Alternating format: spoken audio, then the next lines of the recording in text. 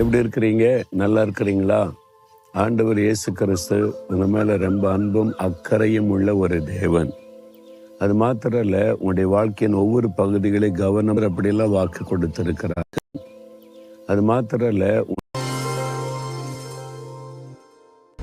எப்படி இருக்கிறீங்க? நல்லா இருக்கிறீங்களா? ஆண்டவர் இயேசு கிறிஸ்து உங்க மேல ரொம்ப அன்பும் அக்கறையும் உள்ள ஒரு தேவன்.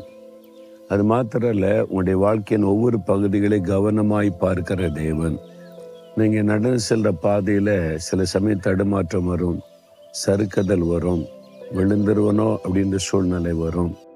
நம்முடைய கால் கல்லில் இடரும் போது தேவ தூதல் வந்து நம்மை தாங்குகிறாங்களாம். ஆண்டவர் அப்படியெல்லாம் வாக்கு கொடுத்திருக்கிறார். ஆவிக்குரிய வாழ்க்கையில சில சமயத்துல சறுக்குதல்கள் வரும்.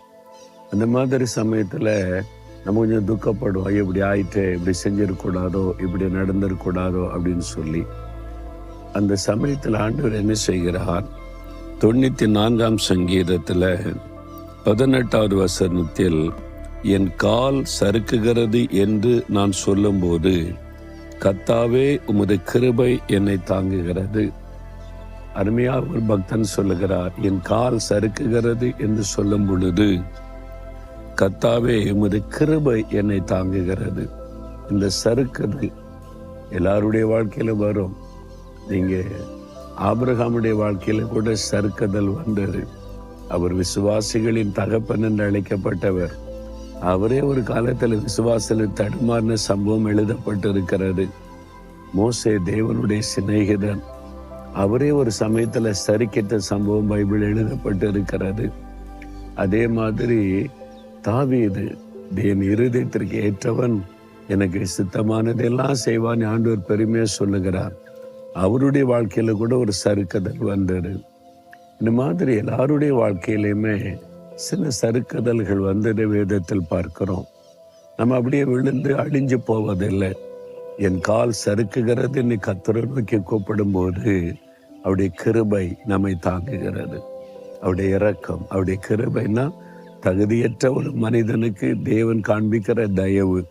ஆண்டவரே, என் கால் சறுக்கிட்டு, நான் கொஞ்சம் சறுக்கிட்டேன், இது தப்பு தான், இது உண்மை துக்கப்படுத்துகிற காரியம்தான், இது என்னுடைய சாட்சியை கெடுக்கிற காரியம்தான், ஆனாலும் கொஞ்சம் சறுக்கிட்டு எனக்கு கிருபை கொடுங்க, நான் மறுபடியும் சரியாயிடுறேன், நான் மறுபடியும் எழுந்த நடக்கணும், அப்படியே விழுந்து போயிடக்கூடாது, என்னை கிருபை கொடுங்க நீ ஜெபிச்சான். போப்போ, நீ சரி கிடையாது, உன்னால என் மனசு பாதிக்கப்பட்டுச்சு, நான் எவ்வளவு நாள் உதவி செய்வது அப்படின்லாம் விட மாட்டார். அவருடைய கிருபை, அவர் கரம் கொடுத்து செருக்குகிற சமயத்துல நம்மை தாங்கி நடத்துவாராம். பாருங்க, பேதுரு கடலின் மேல நடந்தார். ஆண்டவர் சொல்லி சில அடிகள் நடந்தார். அப்புறத்தினால் திரும்பி பார்த்து சூழ்நிலை பார்த்த உடனே ஒரு சறுக்குதல், பயம், அமிழ்ந்து போனார். அப்போ ஆண்டவரே ரட்சின்னு கூப்பிட்டார். தப்பு பண்ணிட்டேன், உங்களை பார்த்துக்கிட்டே இருக்க வரைக்கும் கரெக்டா நடந்து வந்தேன், கொஞ்சம் உங்களை விட்டு வேற பார்வை வேறு பக்கம் திருப்பினேன், கால் சறுக்கிட்டு நான் இப்ப அமிழ்ந்து கொண்டு இருக்கிறேன், அவ்வளவுதான், ஐயோ அம்மான்னு எல்லாம் சொல்லலை, ஆண்டவரே ரட்சியும். ஆண்டவர் உடனே, நீ ஏன் தப்பு பண்ண, என்னை பார்க்காம ஏன் அங்க பார்த்த, அதனால தான் அமிழ்ந்து போனப்போ அப்படின்னு விடவில்லை. ஆண்டவர் கரம் நீட்டி அவனை தூக்கி, ஏன் சந்தேகப்பட்ட அப்படின்னு ஆண்டவர் கேட்கிறார். நம்முடைய வாழ்க்கையில மனுஷங்க தானே, பலவீனம் உள்ளவங்க தானே, சில சமயத்துல சரிக்கிறோம். அதே நினைச்சு துக்கப்படாதுங்க, அதிலே விழுந்து கிடக்காருங்க.